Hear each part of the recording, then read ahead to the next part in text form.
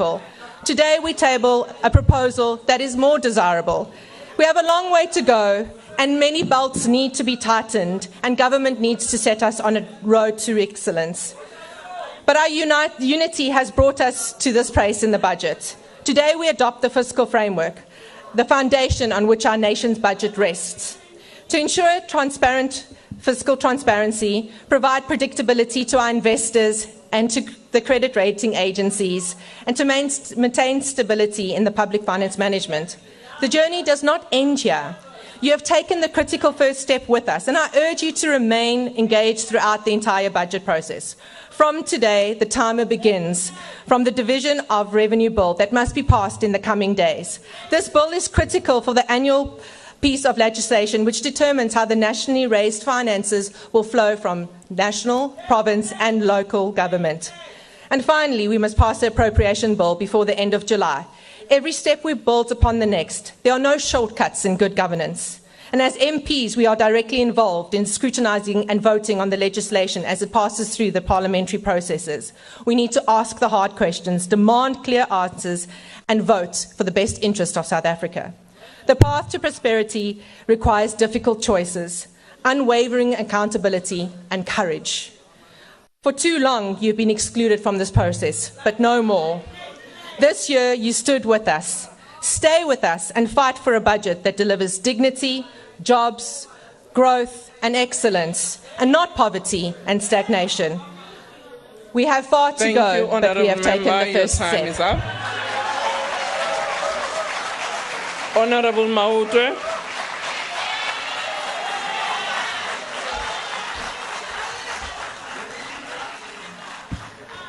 Greetings to the Commander-in-Chief and President of the EFF, Commissars and Fighters. The EFF rejects the 2025 fiscal framework and revenue proposals as tabled by the Minister of Finance and supported by the Standing Committee on Finance, where members of the former liberation movement were led and supervised by the Racist Democratic Alliance.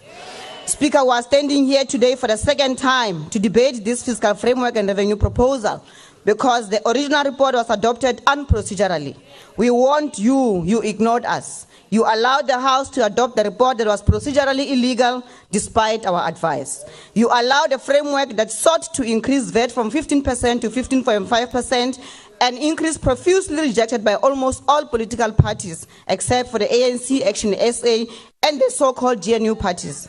You allowed a report that places more tax burden on the working class by failing to adjust personal income tax brackets in line with inflation, effectively pushing middle-income earners into higher tax brackets without them any more in real terms. You, Madam Speaker, presided over a House that adopted the fiscal framework report without any clear statement on whether we accepted or amended the fiscal framework and revenue proposals in violation of Section 6 of the Money Bills Amendment Procedure and Related Matters Act, Act 9 of 2009.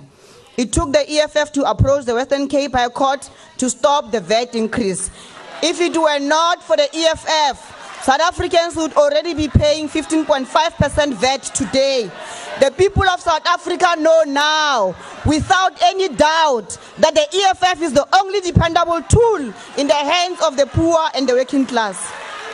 Now we are presented with a revised fiscal framework. Firstly, the Minister of Finance, having failed to increase VAT, has now imposed an increase in fuel taxes without even bringing a bill to Parliament. This tax is already in effect. It is a violation of the basic constitutional principle that no tax may be imposed without the authority of legislation. We must be very clear. We reject the fuel levy increase in its entirety. This increase in the fuel levy is not just an attack on motorists, it is a direct assault on the poor. The fuel levy is a regressive tax. It affects everyone, especially the poor and the working class, who are already under immense pressure from the rising cost of living. When fuel prices go up, transport costs increase, food prices rise, and basic goods become more expensive. In South Africa, where millions rely on public transport and informal sector trade, the knock-on effect on fuel taxes are devastating. This happens at a time when 18.2 million people depend on government for grants. The decision will plunge more households into poverty, it will increase hunger, it will erode what little purchasing power remains for low-income families. And it was done without parliamentary approval. We will not accept taxation without representation. We'll continue to fight this abuse of executive power, including through the courts. The Minister of Finance does not have the authority to impose taxes without legislative approval. This is an overreach. Secondly, the revised fiscal framework once again fails to adjust personal income tax brackets in line with inflation. This is a silent tax increase aimed at extracting 16.7 billion rands from already overburdened workers in a country where wage growth has collapsed.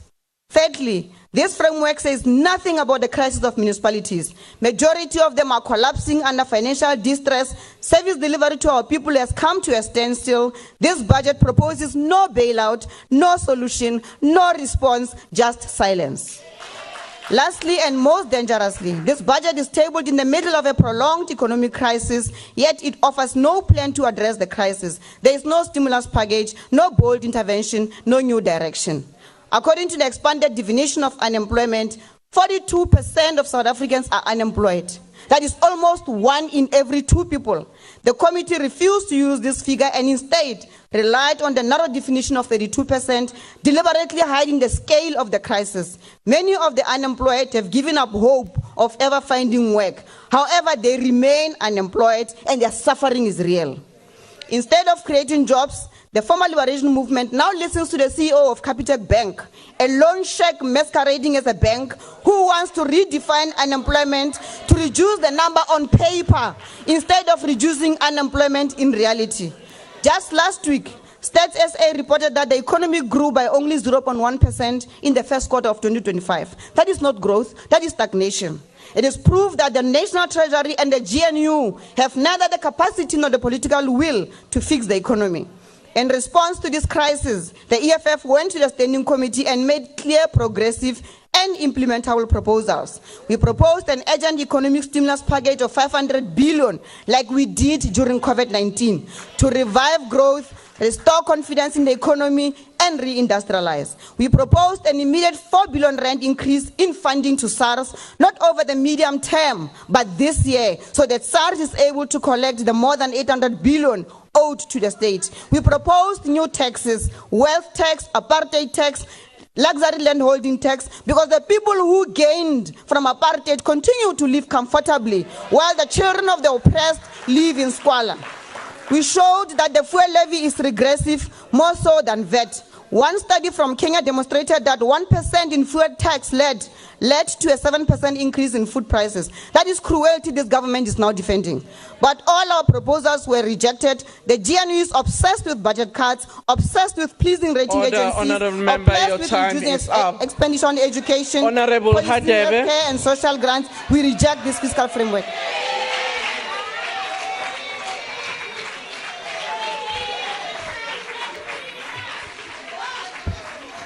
Thank you, Honorable Speaker. The Inkatha Freedom Party acknowledges the complex economic and fiscal environment in which the 2025 fiscal framework and revenue proposals were tabled. We commend the Standing Committee on Finance for the extensive engagement with stakeholders, statutory institutions, and the broader public. South Africa is grappling with stagnant economic growth, a worsening debt burden, and crisis levels of unemployment and inequality. We welcome the fact that the fiscal framework maintains allocations to critical services such as education, healthcare, and social grants, which are central to our pro-poor stance. We particularly commend the additional fund for education, preserving early childhood development and teacher employment, allocation for the employment of doctors and healthcare workers, and the continuation of social grants, including the SRD grant, albeit with concern about its limited value.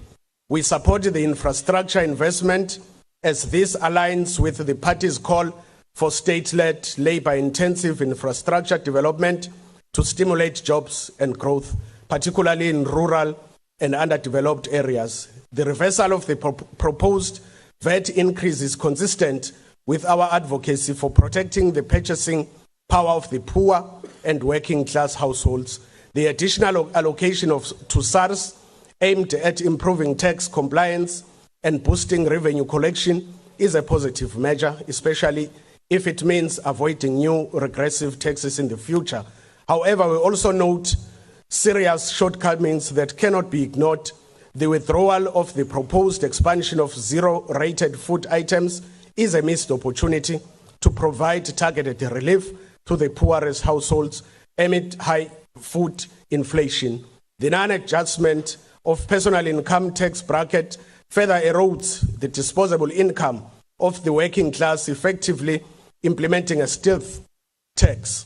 These are regressive measures that undermine the pro-poor intentions claimed by the framework and risk worsening inequality at the time when our people are already under immense financial strain. Strengthening local government is a core pillar of the IFP's governance vision. We are encouraged that fiscal allocation are beginning to reflect this decentralization agenda, which must include improved municipal revenue collection, the professionalization of local administrations, and the enhanced delivery of basic services. A well-resourced and functional local government is key to restoring trust and accountability in the state, especially in rural and historically neglected communities. However, Honorable Speaker, this budget offers moments of encouragement, particularly in its protection of frontline social services and renewed commitment to infrastructure-led growth. However, it also contains contradictions, measures that may reverse gains in poverty reduction and intensify cost of living pressures on the poor.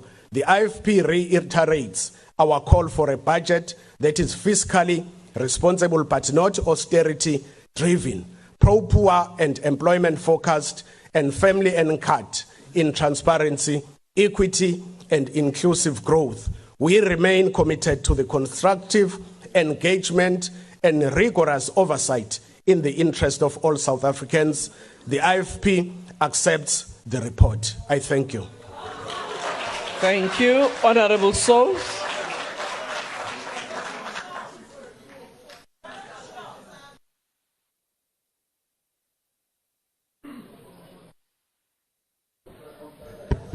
Thank you, Honorable Speaker.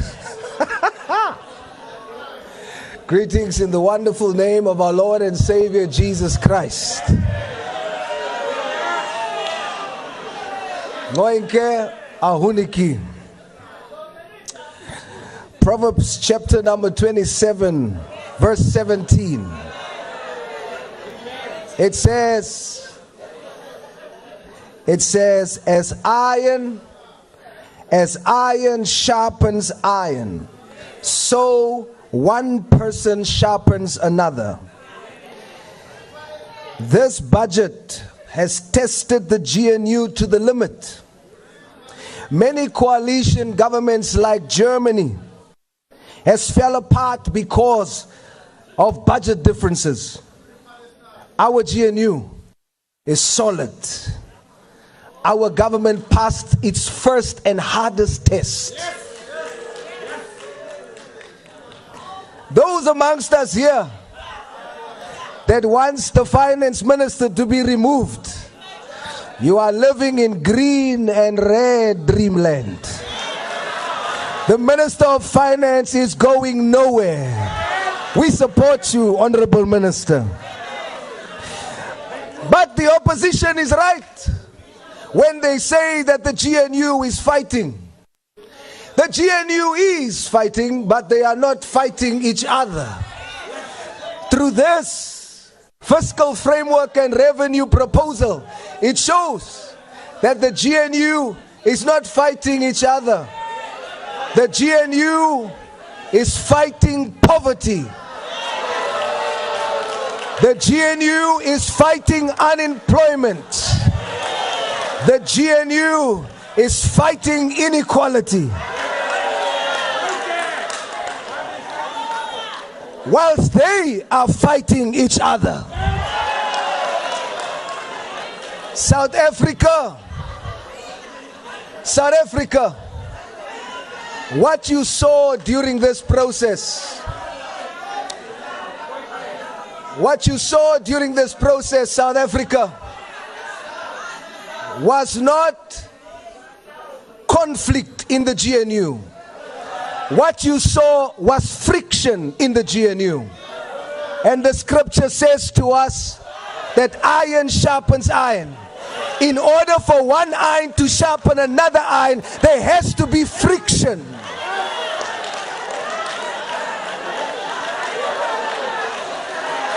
So, the next time the opposition wants you to believe there's conflict. Order. Order, honorable members. I do think that let's be respectful of each other. When order, your members have had an opportunity. Some of the things that you might have said might have irritated others, and some of the things they are saying may irritate you. I think let's just respect each other. Interjections are allowed, but howling and drowning the member on the platform is not allowed. Honourable member, what's your point of order?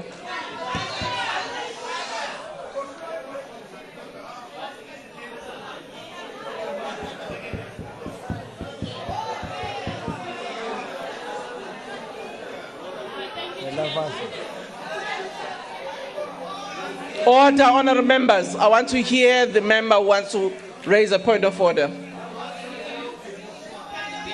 Bishop,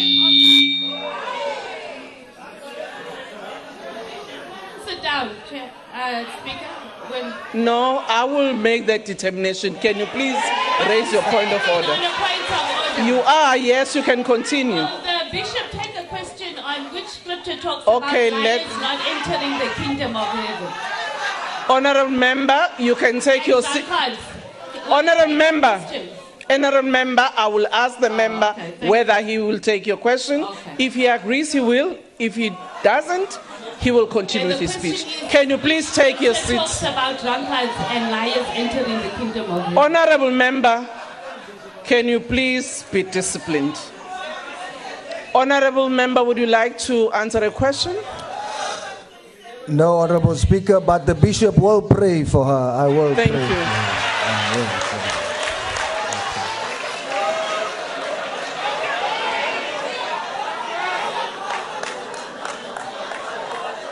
So, South Africa, it is. Honourable Sols, can you take a moment? Honourable Tlangwini, what's your point of order?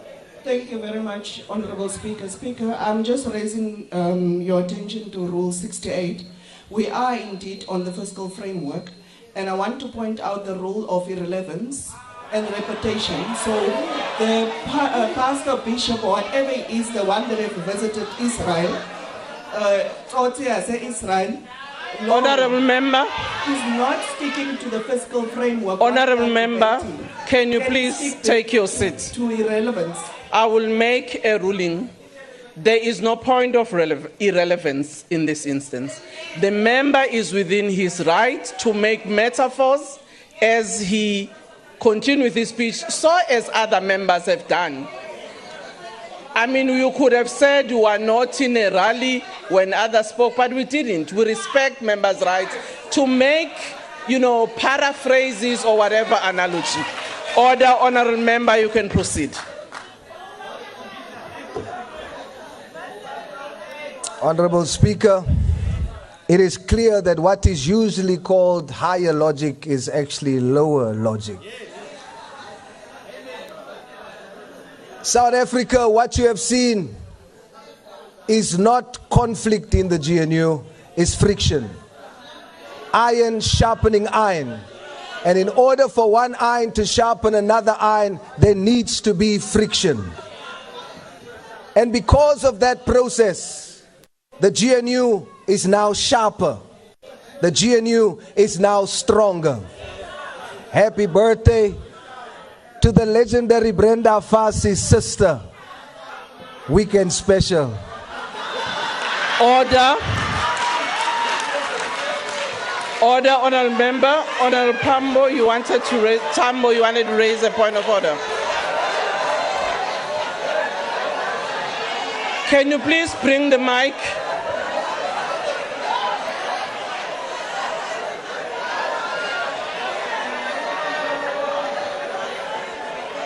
Thank you.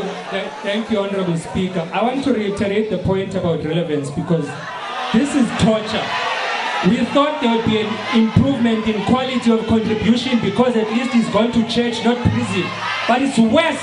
We're suffering something worse because of this guy. You are embarrassing us in front of the continent. You are embarrassing us. The whole world is watching us present a third budget.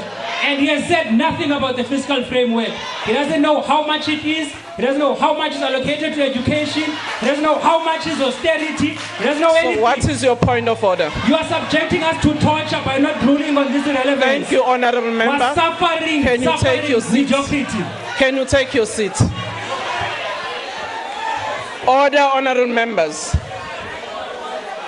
Order. Honourable members, order. Honourable members. Honourable Reddy, can you please be in order? Honourable members, you have a right to raise a point of order, but a point of debate cannot be a point of order. You have an opportunity through your members to speak on the podium on your issues, and you cannot cast aspersion on members as and when you like. Let's allow the member to finish his point. Proceed, honourable member.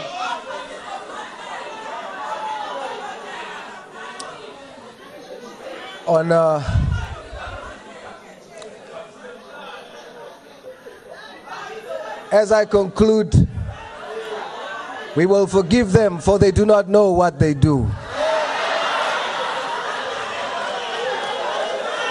As I conclude on a point of relevance, the Patriotic Alliance supports this Order, honourable member, your time is up. fiscal framework. I thank you. Honourable Vessels.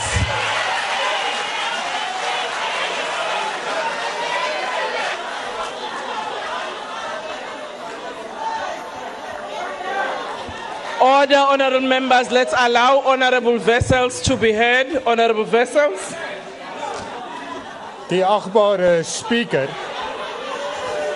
Order, honourable members.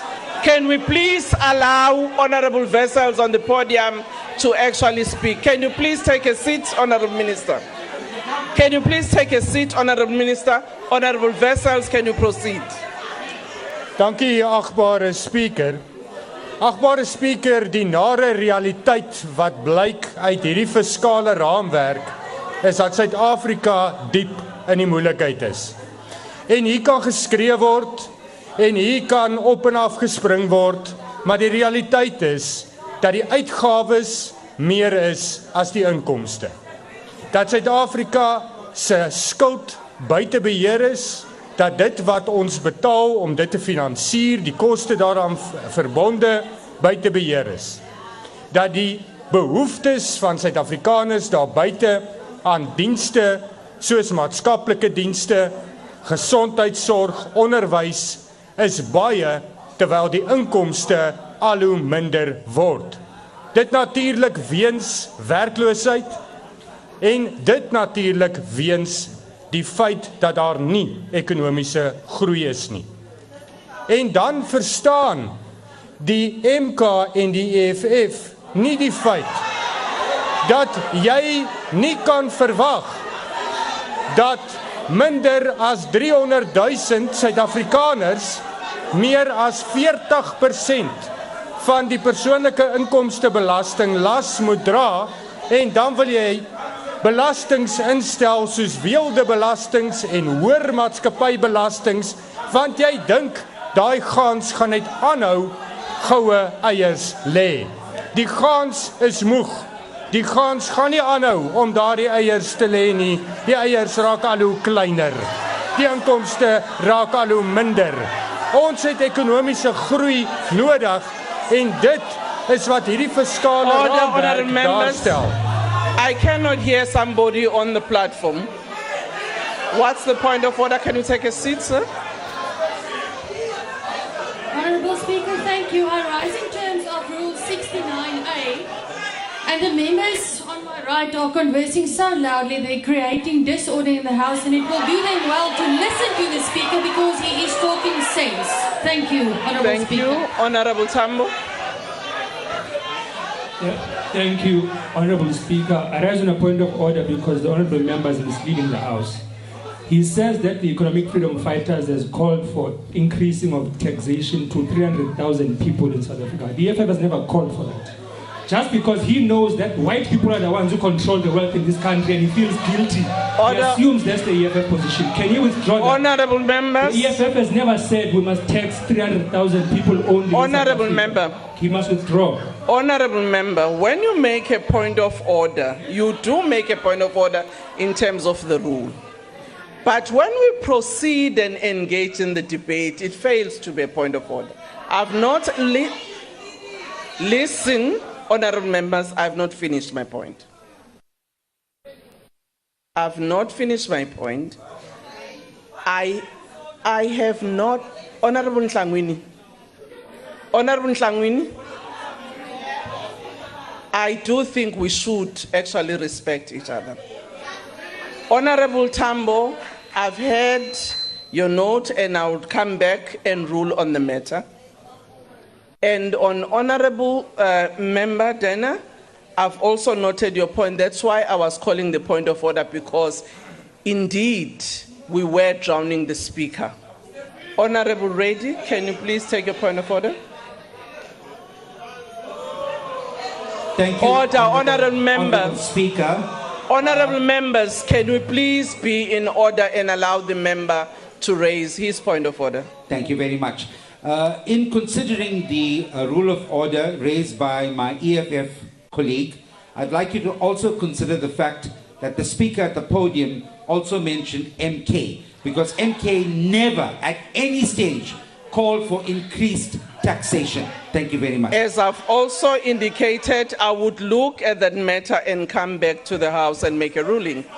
Honourable member, you can proceed. Thank you, Honourable Speaker. Let me explain it. There is 330,000 people in South Africa, registered taxpayers, regardless of their race, that earns more than R1 million a year. That is the totality of people in South Africa earning more than R1 million a year. That includes you. That means that when you call for a wealth tax, you are saying that those 330,000 people out of 27 million registered taxpayers who contribute to 40% of the total personal income tax must be taxed more. You must listen to your own Speaker, the Honourable Van Rooyen, that stood here and said there should be a wealth tax. Regardless of that, we need economic growth to get us out of this crisis. Honourable Vessels, can you take your seat? What's the point of order, Honourable Member? Honourable Speaker, again, the EFF has never called for a wealth tax that pertains to people who earn above 1 million in a threshold. We have called for a taxation of apartheid trusts existing before 1994. We have called for a taxation Honourable member, that are worth a particular Honourable He Tambo. must withdraw. He's misrepresenting the EFF. He's misleading the EFF's position again. Honourable Tambo. He must withdraw. Honourable Tambo. I do think that we must separate between points of debates. Order. Honourable members, have you forgotten my earlier point when I said I will come back on this issue?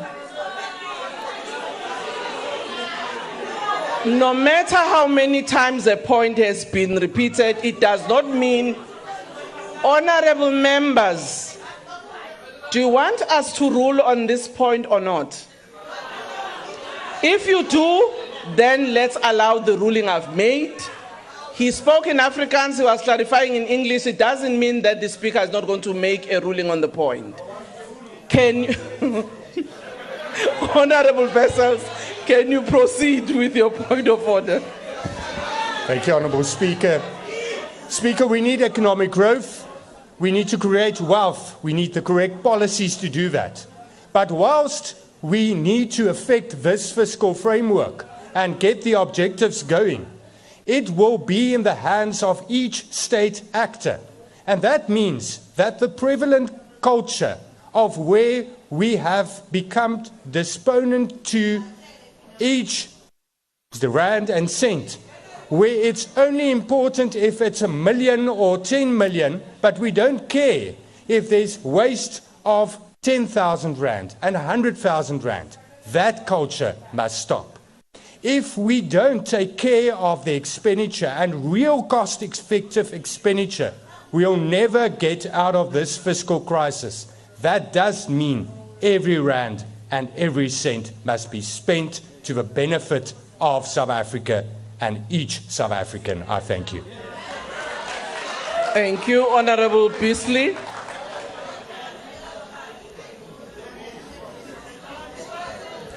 Honourable Speaker, 1 year into the so-called government of national unity, South Africa finds itself in a crisis.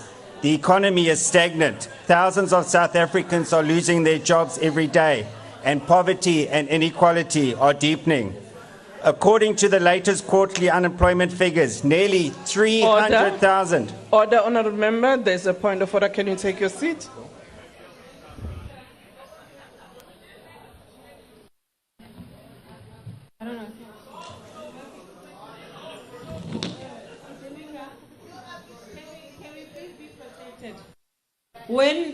When other speakers were speaking, we listened. Can we please be protected from the noise? We are not going to take it. And actually, Speaker, Khorasa ase talente. Ka fa re khona Khorasa in this house. Re kopa gore o protect the Speaker from the noise. Can the Speaker be allowed to speak? We are not going to take it, Order, Speaker. Honourable Member. Scream and shout. Can you please protect us from the noise? Thank you, Speaker. Order, Honourable Members.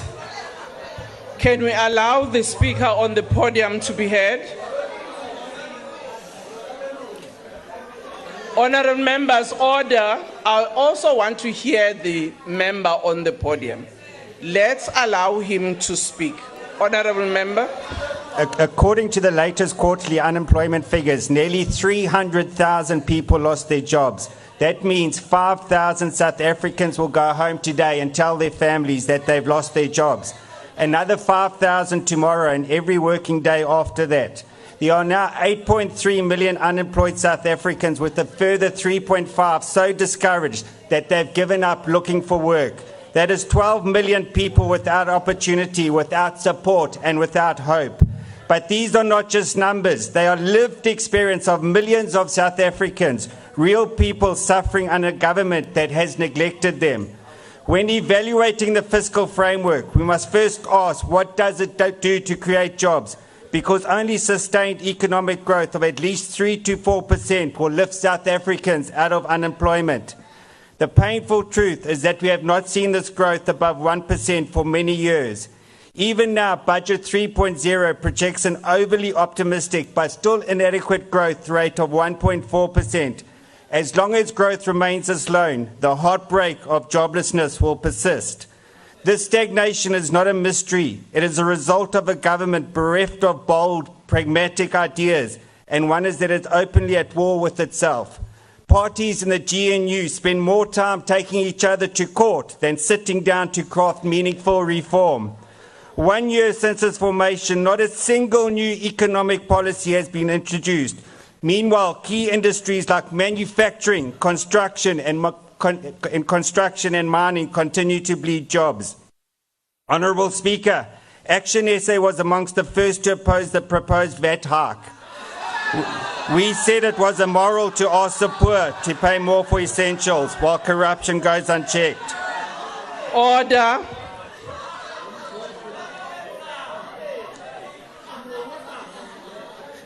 Can proceed, Honourable Member. We welcome the Minister's decision to scrap the VAT increase, and we are proud of the role that we have played in securing this outcome. We also welcome the 7.5 million allocated to SARS over the medium term, an investment Action SA championed. We thank the Finance Minister for this inclusion. Thank you, Minister. Whilst we reject the 22 billion raised through regressive taxes like fuel levy hikes and bracket creep, strengthening SARS is essential. Properly funded SARS can close the tax gap, tackle illicit trade and boost revenue collection by a conservative 50 billion annually. We are encouraged that the Minister has committed to monitoring SARS performance and will provide tax relief in next year's budget if revenue exceeds targets.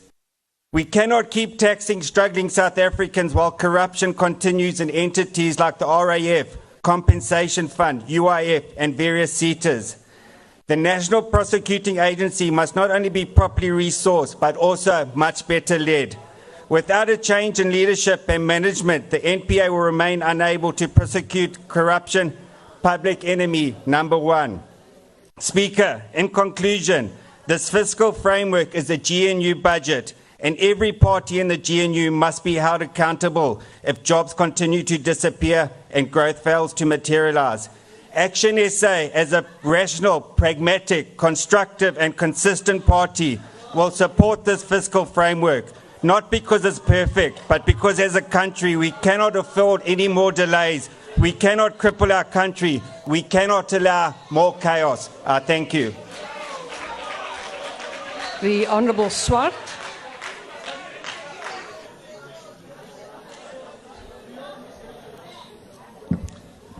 Deputy Speaker, the ACDP welcomes the removal of the very contentious VAT, and we also opposed it.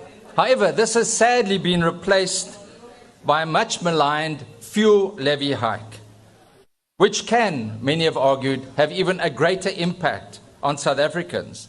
Can and should this be supported when there was such vociferous opposition to the VAT hike?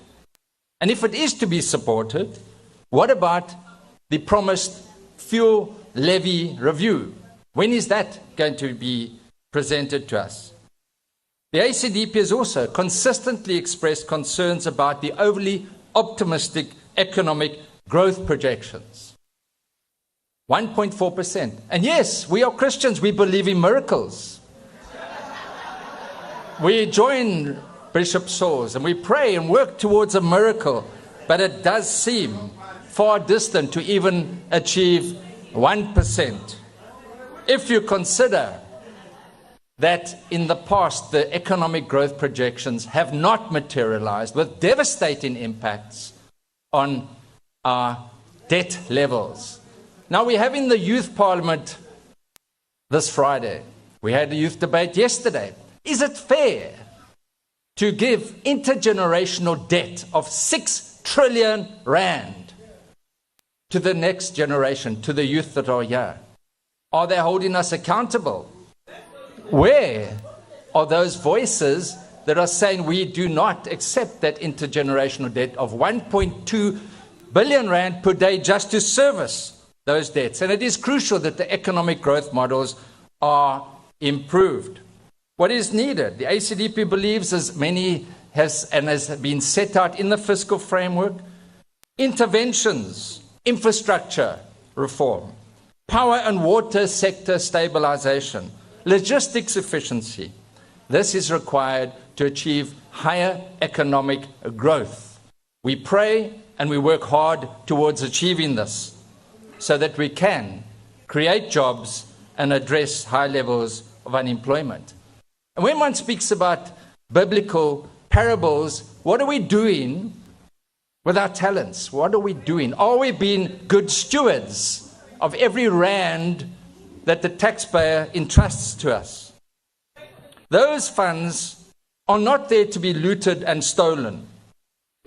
They rightfully, as taxpayers, demand value for money. They demand stewardship. They demand servant leadership, which has sorely been lacking in the past. Now, the ACDP, with these reservations, will support this report, but we'll be closely monitoring this because we want to be part of the builders and not the breakers. I thank you. The Honourable Kwankwa. Kudala sithetha ngezi performance indicators azitshintshanga because we are debating budget point. You call it 3.0? Okusalayo asidibani nengqushu thina nomdudo wamasele. Lento siqale apha kwathiwa i-parliamentary process ezabakhona to look into proposals. That never happened. Instead, it was hijacked by the ANC outside of the parliamentary process. Parliament did not make sure that process happened. Because up until the process was nullified by the court, it was supposed to be in motion here in Parliament. Siphele isawuphela court. 2, besinqolapha sigilana. Sisiwa sonke sitento ngekho isithi VAT regressive. This is worse than VAT. A fuel levy is worse than VAT because you have no way of mitigating the impact of regressivity in fuel levy increase on the poor.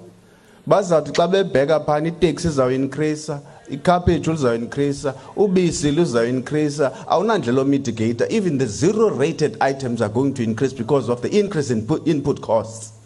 See, increase are now with a clear conscience. How? I do not like hypocrisy. We do not like hypocrisy.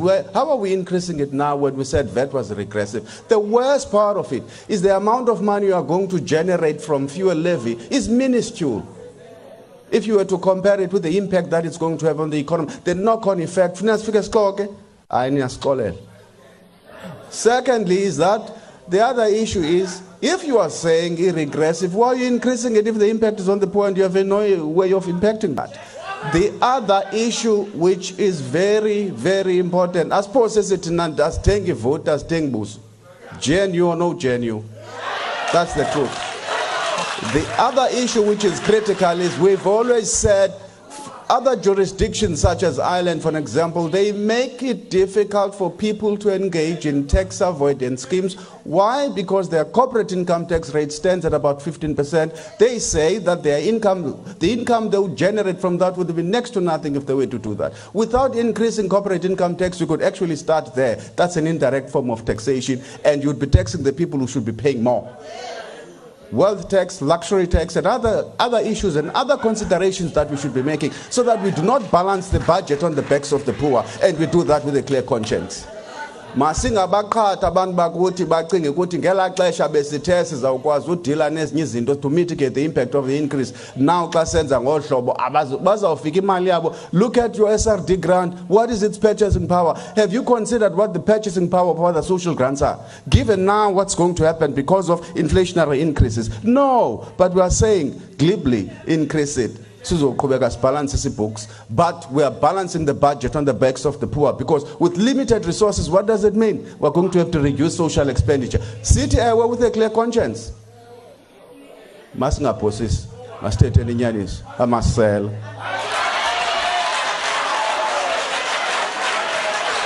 Honourable Zibi.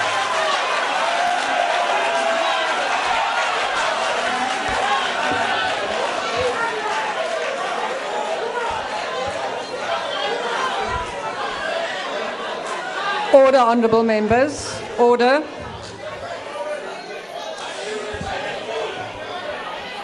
Order, honourable members. Honourable Zibi, please proceed. Thank you, Madam Deputy Speaker. Today is an opportunity to move forward, but we need to move forward with clarity and purpose. While the disagreements in recent months have been about revenue measures that tinker with the edges, the most important step is about a different set of issues and steps. The national balance sheet is unsustainable. Over 80% of the revenue collected by SARS pays for 3 items only. Salaries at over 820 billion, debt service costs at over 420 billion at a rate of 1.2 billion rand per day. This will increase if the economy continues to decline. And the social security package at over 440 billion each year. That leaves very little money to invest in the things we need to unlock economic growth. National and local infrastructure continues to choke our economy, together with policy assumptions that still assume we live in the 1960s when we don't. Transnet, which has a weak balance sheet, needs 120 billion to meet its basic mandate. ESCOM over 300 billion for transmission and other infrastructure over the next few years. The education and health departments set aside less than 6% of their total budget for capital expenditure. It should be more if we are to produce graduates fit for the modern age and extend critical health services to communities that continue to do without. It is clear from the last few months that these are not the kind of monies we can raise through taxation. We also cannot borrow more when we are paying between 9 and 10% interest on our national debt. So we have to do three things. The first is to eliminate waste. It is not just fruitless and wasteful expenditure we have to obsess about, but policy positions that drain money from the fiscals, because we are nervous about the government not owning 100% of public infrastructure.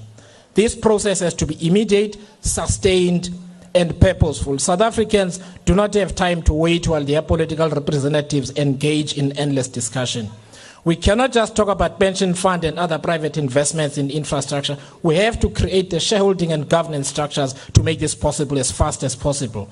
Otherwise, we are going to watch our SOCs underperform, weaken, and die, and take the economy down with them. No investor will throw money at SOCs with a history of mismanagement without participating in their governance structures. We must examine carefully the effect of our three-sphere constitutional scheme. Municipalities are a weak link in the chain because they fail at their most basic tasks, that is providing local infrastructure and services. Rizim Zansi supports this report, but we need to get down to work and get our country out of the hole it has ended up in because of political neglect and inertia. I thank you.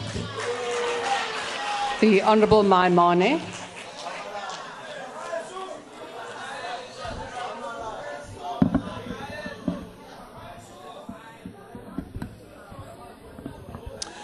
Madam Deputy Speaker, today is a significant day for all of us as South Africans.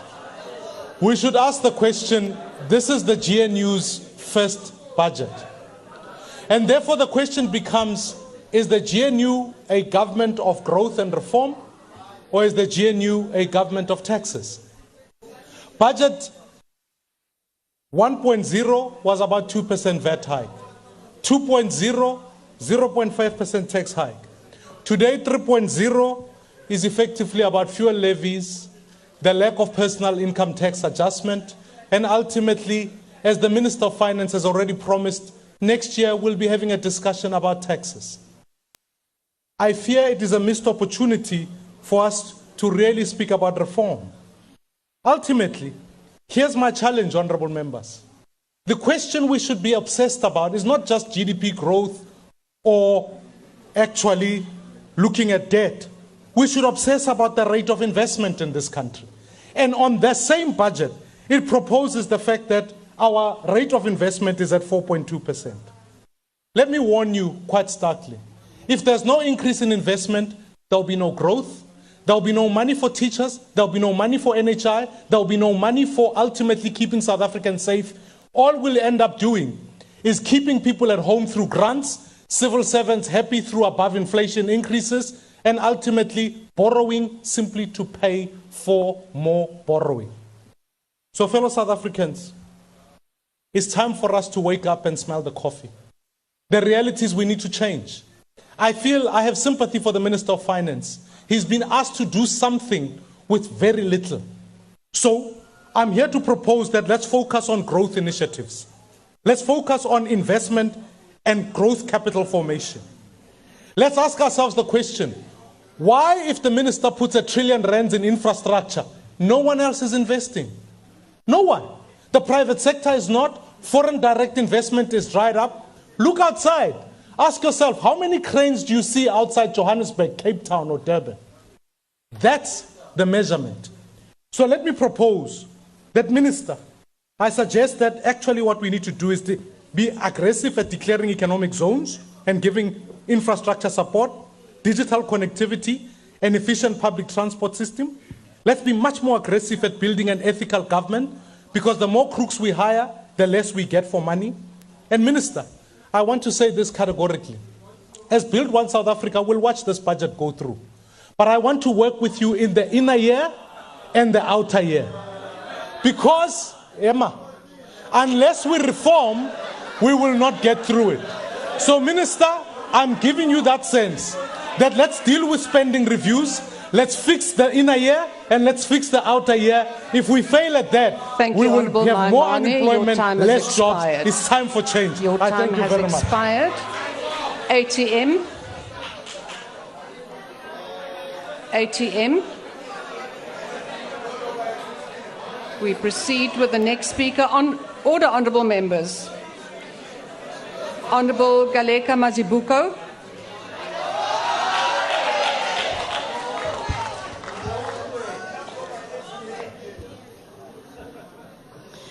Honourable Deputy Speaker, let me start by stating that the African National Congress supports the report of the Standing Committee of Finance on the fiscal framework and revenue proposal as presented by the chairperson.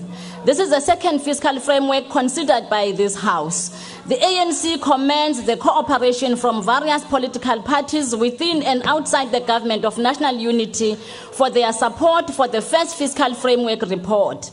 The resolution of the budget impasse caused by the VAT proposal is a testament of our ability to build consensus despite having contradicting views as public representatives in Parliament and National Executive in the interest of the nation. Honourable Deputy Speaker, a failure of this Parliament to pass the budget will not advance the aspirations of the people and the public service they require. The fiscal framework and revenue proposal provides the content of our country's fiscal policy. Fiscal policy is a critical macroeconomic policy instrument with implications for our development as a country, the economy, the functioning of government and social services provided by government, and this Parliament ought not to be complicit on such a critical process of passing the money bills.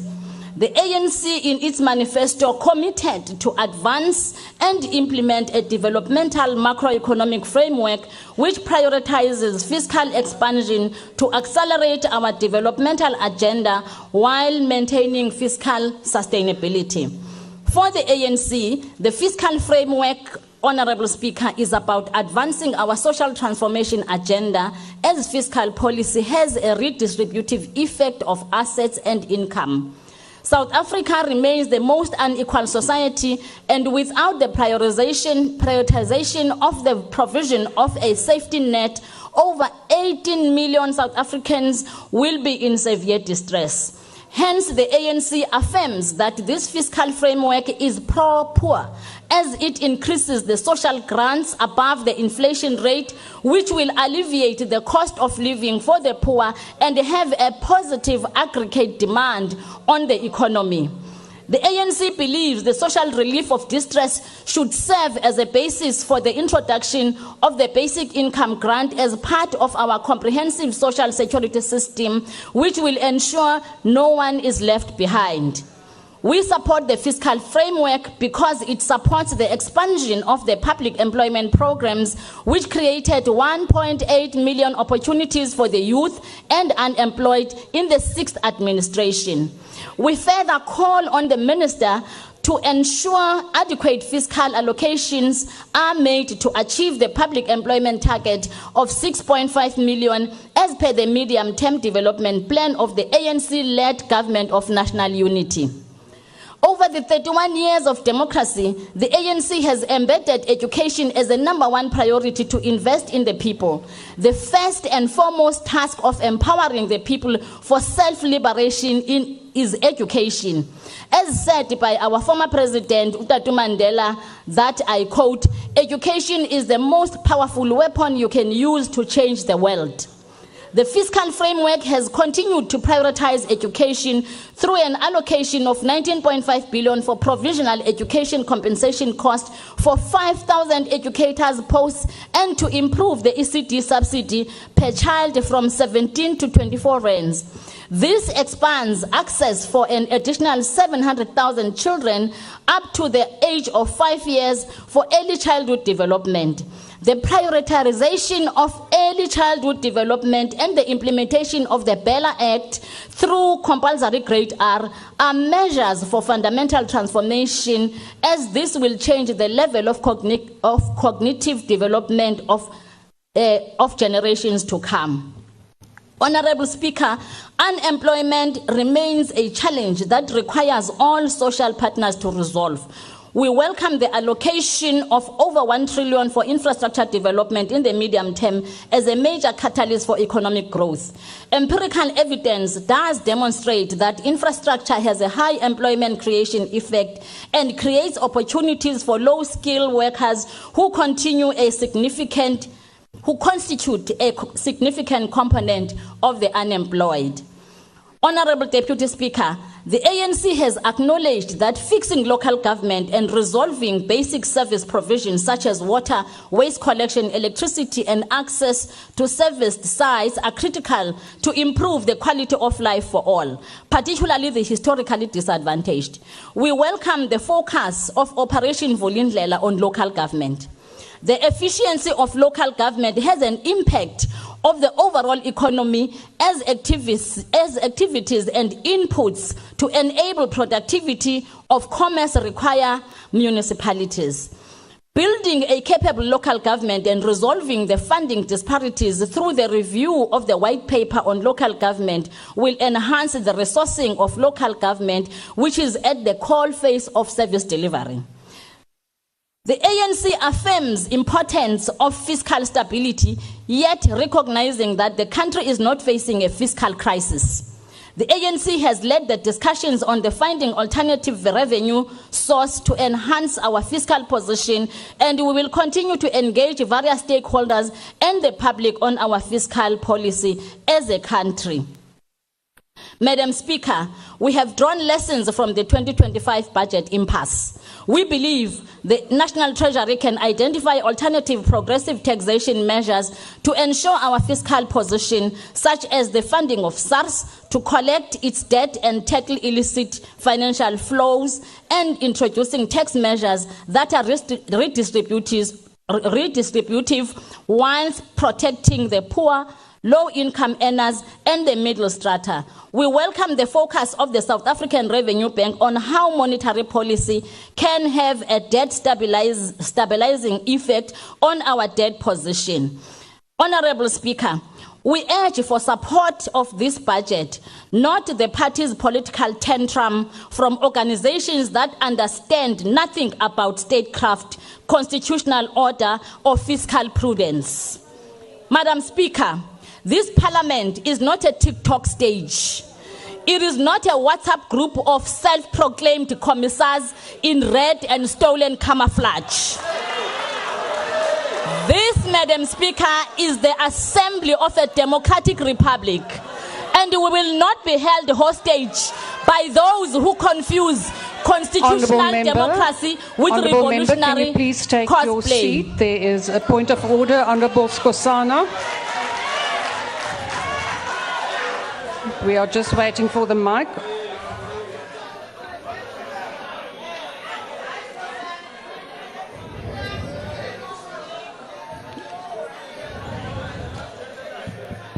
Yes.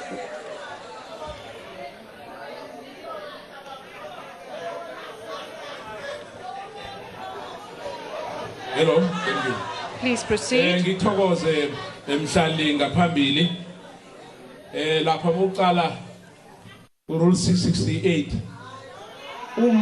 Honorable member ujame ngaphambili la uleya into engasiyo. Ngamanye amagama is casting an aspersion. So ukuthi simasela into leyo ngoba ukuthi ayihoxise msinyana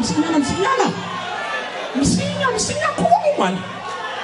Akakwazi ukuleya mala endlini ebaluleke kangaka. Ngiyakuthokoza mcebisi. Thank you, Honourable Member. You refer to 68, that is irrelevance. So I will rule on that. That was not irrelevant. Honourable Member, please proceed. Honourable Speaker, we are not here to indulge the fantasies of those who mistake noise for power. Honourable Speaker, we are here to support the people's budget. Abantu kudala beyilindile budget. Kudala bephazanyiswa ngabo abenza umsindo apha eParliament. We are here to represent our people. Once more, the the ANC supports the fiscal framework and revenue proposals. Ke a leboga, I thank you. The Deputy Minister. Order, honourable members. The Deputy Minister of Social Development.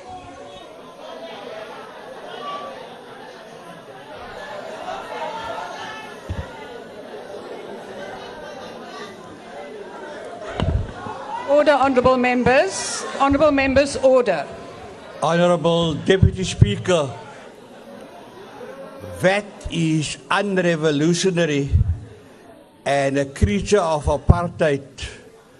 And as we move to expropriate land with null compensation, we should move to null VAT. Honourable Deputy Speaker, we do have a tax on turnover, and and that is operating, but we're not using it enough. The Minister of Finance has said that next year, let us talk about tax. Honourable Minister, we need to talk about null VAT and tax on turnover. And maybe null VAT will take some time, but we need to eradicate all elements of apartheid, and VAT is that one element of apartheid. Al-Jamaa notes that the fiscal framework follows the trend seen in our 30 days of democracy. What continues to be missing is eliminating fat in our budget. 30% of fat in every line item. Honourable Minister of Agriculture, you have a line item for seeds. You give people free seeds, but there's 30% fat in that line item. Look at it. Honourable Minister of Sport, you give free soccer balls. That line item, there's 30% of fat in it. We need to remove it. We need to move to zero-based budgeting, not just adding the inflation figure, even to items departments no longer need. So this is a concern. Another concern is illicit financial flows. And Al-Jamaa looks forward to the UN Convention on Tax Injustice in Africa that is taking place late this year and initiated by former President Thabo Mbeki when he was president of the country. It cannot be that the greatest threat to uhuru in Africa and democracies in Africa is illicit financial flows, which robs the poor of much-needed services. Former colonial powers and multinational companies, mainly mining companies, continue to extract 50% of our GDP. In South Africa, it is 50%, and other African countries, it is more than 50%. The people's voices have been split into the ANC, EFF, and MK. This is not what we agreed in the trenches. The GNU was on the radar in the darkest days of apartheid. But factions of the liberation movement betrayed the nation, and we have parties in the GNU which should not be in the GNU. Thank you very much, Honourable Deputy Speaker. Honourable Adams.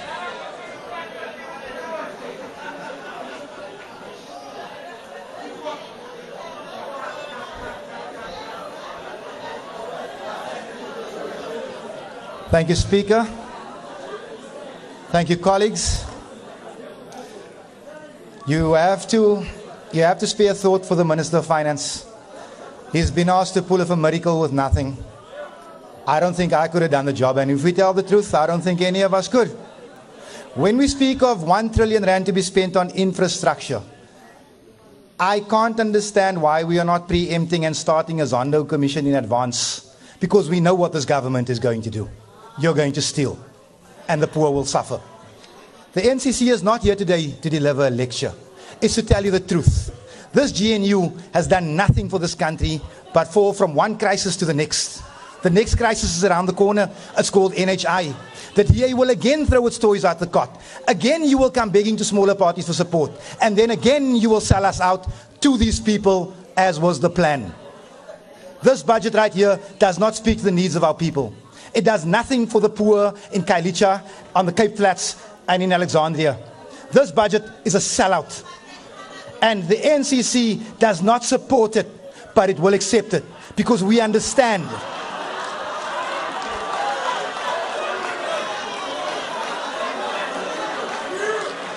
We understand. Speaker, Order, can I honourable be members. protected? I am busy protecting you. Honourable members, order. Because we understand the need to put party politics aside and do the right thing in the interest of the country. But I have a message for the ANC today. I want you to hear me, and you hear me well. We used to sing a song, not the one the young lady mentioned, comes the call to come to stand together and united we shall stand. We believe that we need Afrikaans in our anthem, just not that one. Because that particular song is what you used to sing on your way to kill us. We sang a song for this ANC. We sang a song that we would overcome. Don't make us sing against you, because we will overcome. Honourable Adams, we please accept take this your budget. seat. Honourable Adams, please take your seat. There's a point of order. Honourable Michalakis.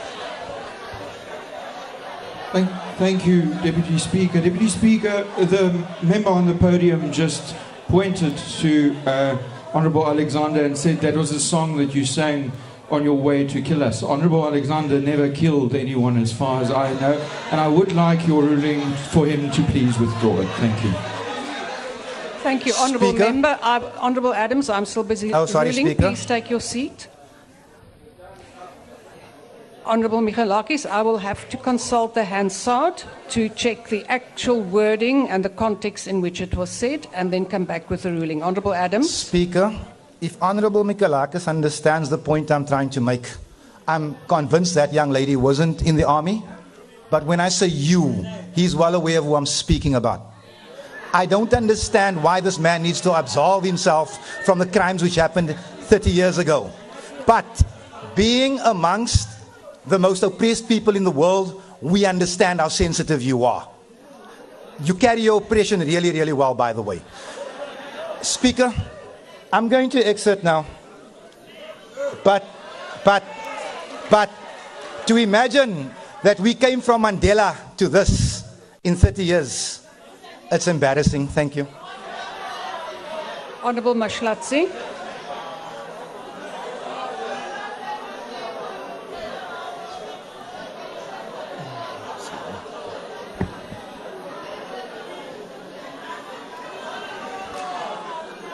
Order, honourable members. Order. Thank you, Deputy Speaker. Khotso, Africa. Honourable members, the chairperson of Standing Committee for Finance has the audacity to benchmark our fiscal path with Germany, as if we are not haunted by the ghost of Berlin Conference, where Europe, including Germany, caved Africa like meat. Today we are offered a fiscal framework that reflects that the same colonial arrogance, one that served the capital, not our people. This 2025 fiscal framework is not the people's budget. It's for the elite. A high increase in fuel levy, knowing very well that it will hit the working poor hardest.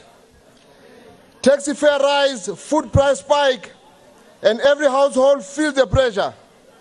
But still, no wealth tax, no land tax, no real action on multinational corporation profit or illicit financial flows. Why are we always punishing the majority for the crisis they did not create?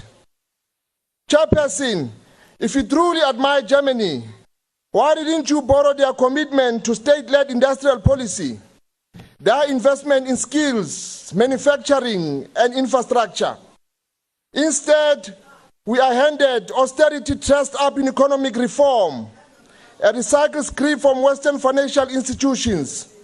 As UAT, we reject this framework because it's an anti-poor. Because it's anti-poor in effect, colonial in spirit, and neoliberal in form. UAT called for people's budget, wealth distribution, investment in township and rural economies, and sovereign African fiscal model rooted in dignity and justice, not dictated by foreign capital or bond markets. We will not balance the book on the back of our people. We refuse to sacrifice the soul of the nation for applauded credit rating agency. We say no to this report, not in our name, not in Africa. Katni mambo.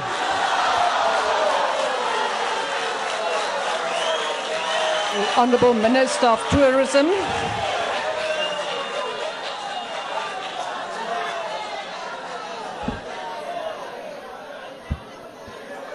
Deputy Speaker, honourable members. Order, honourable members. Honourable members, order. I'm going to get brain damage of all the noise. The fiscal framework, the third iteration of Budget 2025, reflects both progress and a painful compromise. While the Minister of Finance succeeded in absorbing a 69 billion rand shortfall without entirely dismantling social or infrastructure spending, we cannot ignore that the price of political consensus has come at a cost to our people.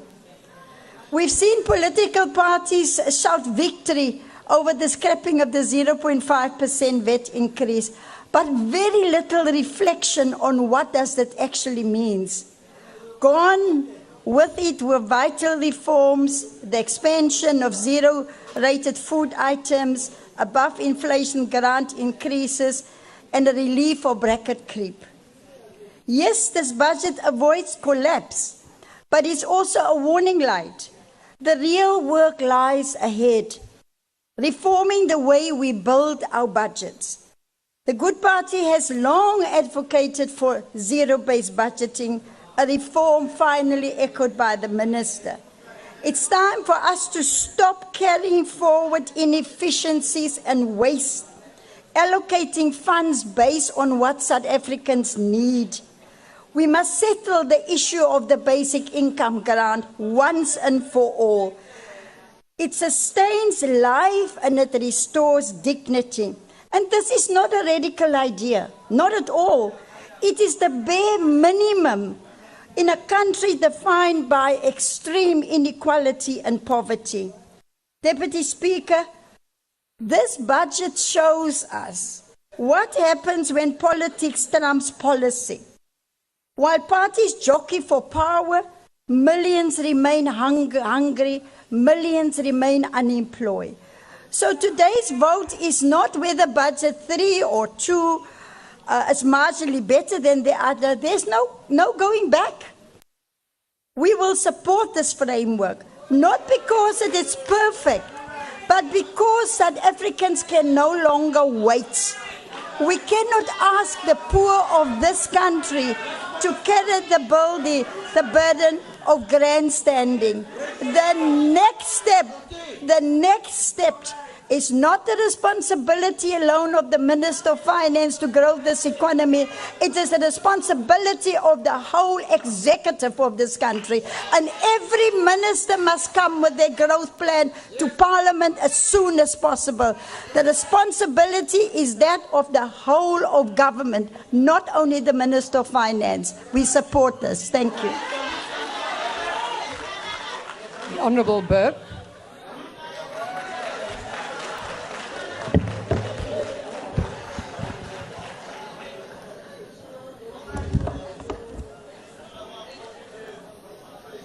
Madam Deputy Speaker, we have a full sitting of the House to debate this report.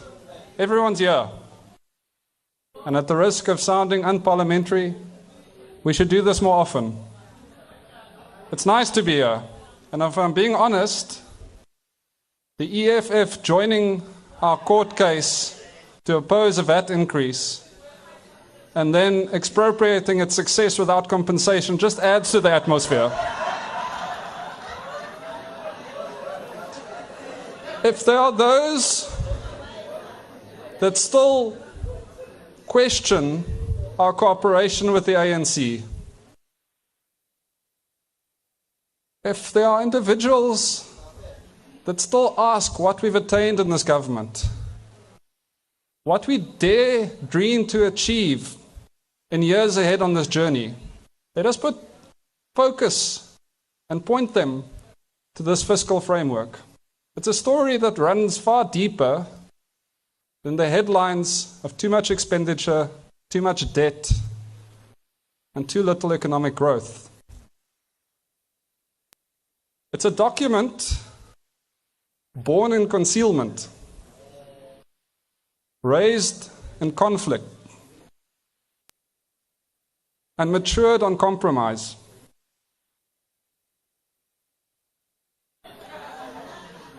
It is the bottom line, Madam Deputy Speaker, not just of our nation's finances, but of what the DA is willing to stand up for and what it will not tolerate. This framework draws a line, not in the sand, but in the consciousness of every South African, a line that says that even if you never voted for us, we will continue to fight for you. We will remain in the room, even if there are those vying for us to leave so that they can raise your taxes in peace. This document shows that we'll continue to ask uncomfortable questions, such as questions about the seaters, and we'll ask them again and again until things start to change. We will protect business and we will protect the poor, because despite what some on my left would say, the two are not mutually exclusive. In fact, often they are aligned. Madam Deputy Speaker, there were many that predicted that this government would not survive its first budget cycle. There were many who indicated that the DA would not be able to stop a VAT increase. And after we last debated the fiscal framework in this House, most concluded that the DA was not going to succeed and that it was in fact leaving this arrangement. But here we are. We remain. What has left is a VAT increase. And year two in this budget, we see billions in infrastructure investment. We see an employee ghost audit. And we see a kicking off of a comprehensive spending review. We have succeeded. This is to be noted, but not to be celebrated. Because even as we speak, millions of South Africans are not yet winning. And while we in the DA have succeeded in avoiding the cost of goods going up, we've not yet implemented the real economic reforms needed to make the vast majority of people better off. And we are a country with challenges from corruption to inequality to unemployment that are so vast that are perhaps only exceeded by our relentless persistence and our boundless potential as a people. But I want to be clear. The DA does support this fiscal framework. We are glad of the victories it contains. And while we support it, we're not blinkered or myopic. We need reform faster. And as much as we support Project Vulindlela, it's too little, it's too slow. Treasury is optimistically predicting 1.4% economic growth. That is not to be celebrated, that is to be improved. And so the response of the DA to this fiscal framework is to march on to the next hill and then the next. To fight on until we're all living in a country where we need two hands to count economic growth and only one hand to count unemployment.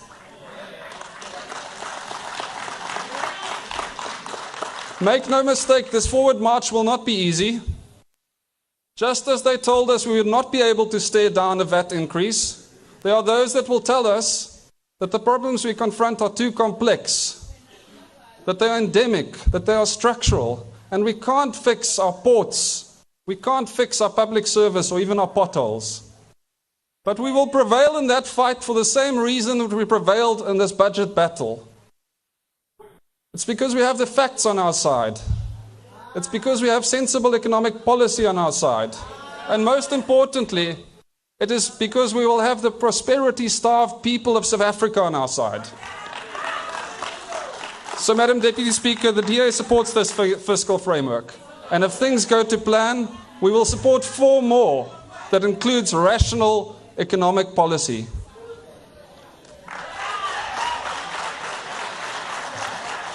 The Honourable Molefe.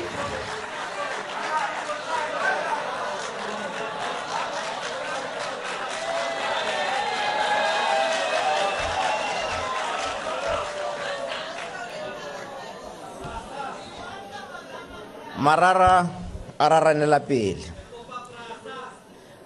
Motlotlegi motlatsa Musa Khotla tla ke go lebogela tšhono eno ya gore le nna ke latlhele tshwarelo gonyane.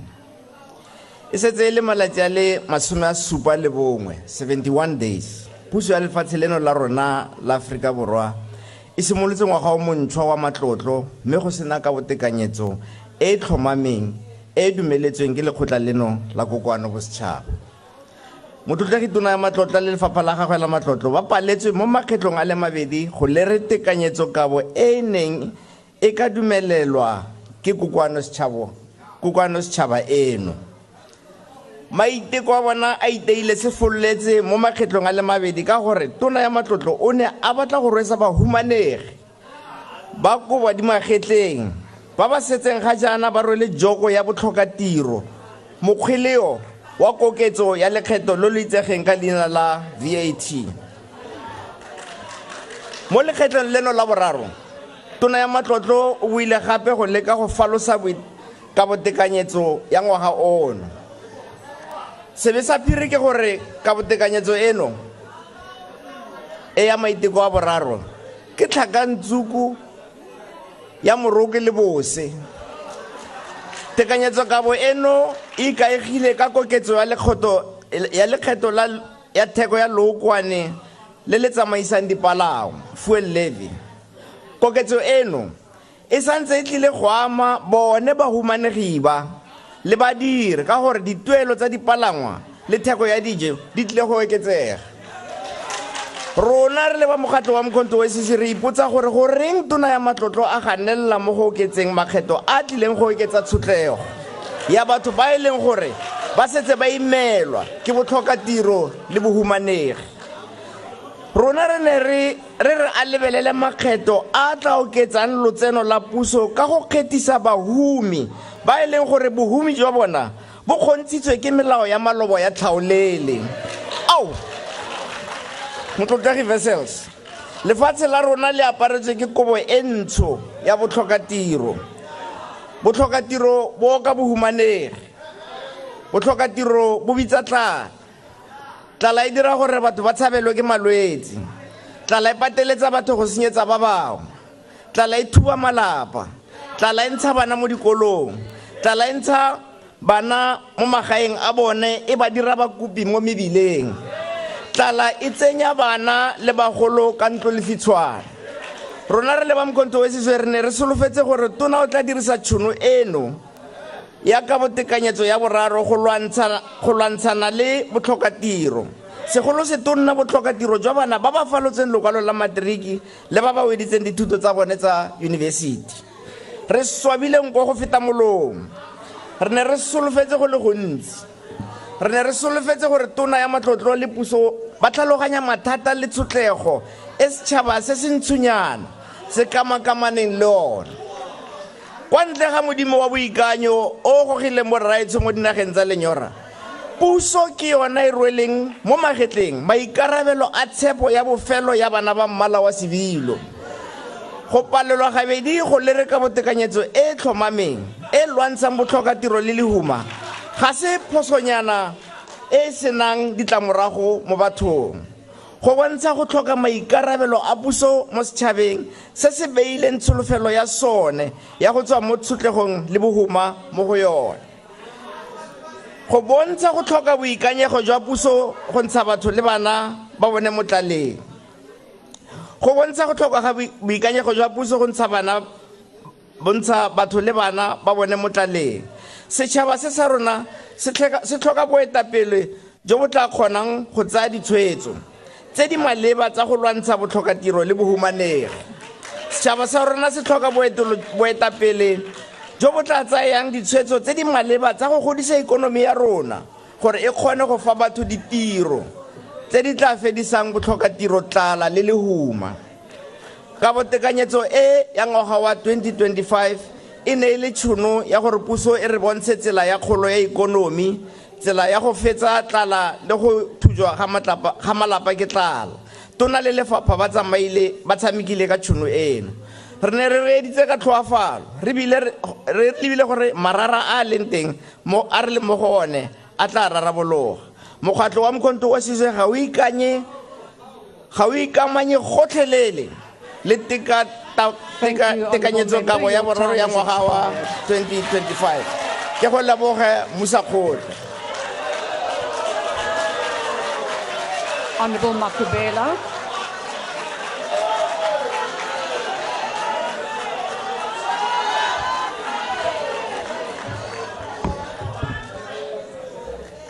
Honorable members, we stand here to emphasize that the fiscal framework and revenue proposals tabled before this august House are not austerity, but contain redistributive and expansionary budget that advances transformation. This budget is the people's budget and it will work for you. Sitigini lapho emakhaya, lolu phakelo timali lolu, lesilindlulisako kulendlo yesichamthetho. Ngulelo lelitawusebentela nine nisemakhaya. Litawenda timpilo tenu tibe ngcono.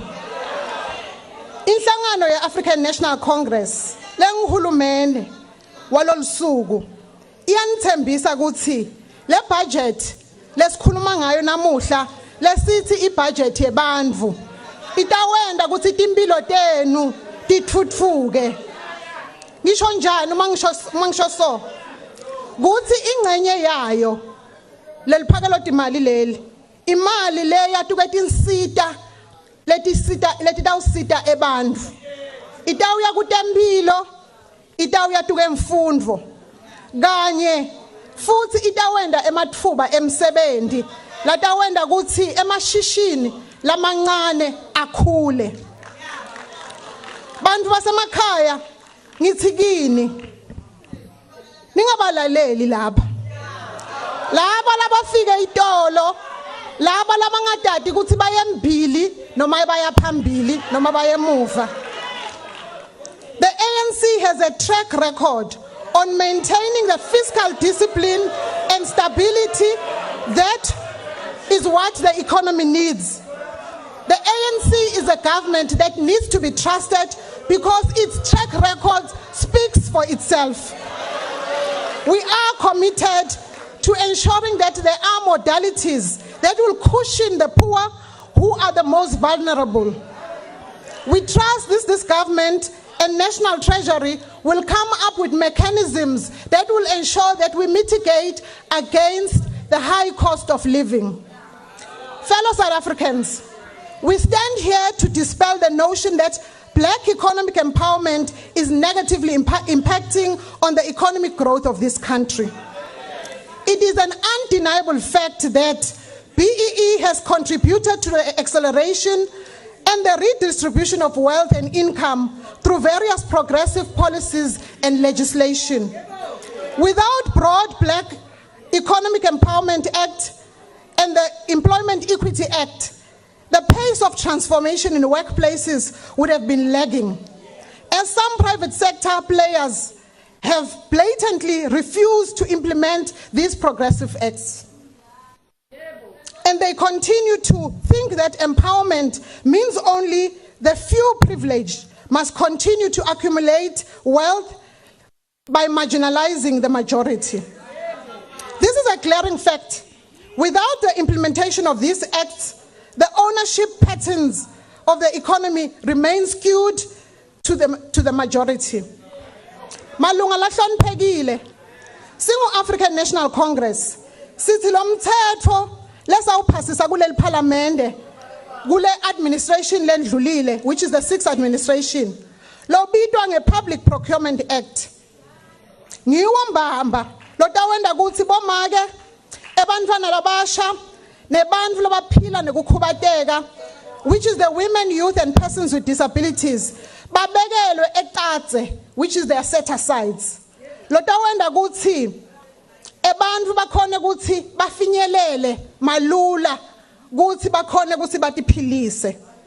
Lokhu kukhombisa kutsi tsine sisedvute nekuphumelela kwebantfu bonke kule Ningizimu Afrika. Sili parliament nelikomiti lelibukene nekuphakela kwetimali. Sicela kutsi ngqongqoshe welitiko kanye nedepartment yakhe kuthi abaphangise basheshe bende kuthi ama-regulations la support the implementation of the Public Procurement Act asheshe afike kuze kuthi ebantfu bethu bahlomule. Honorable members, South Africa's financial sector is a concentrated sector with 4 banks controlling over 80% of the sector.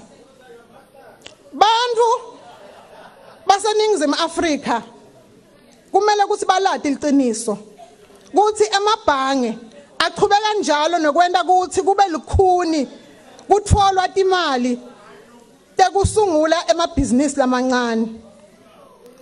Asithi nje pheceleti emabhange akafuni kuboleka ebantfu imali kuthi basungule emabhizinisi. This is an anomaly relative to other emerging economies. In our oversight on the banking sector, after receiving inputs from most of the banking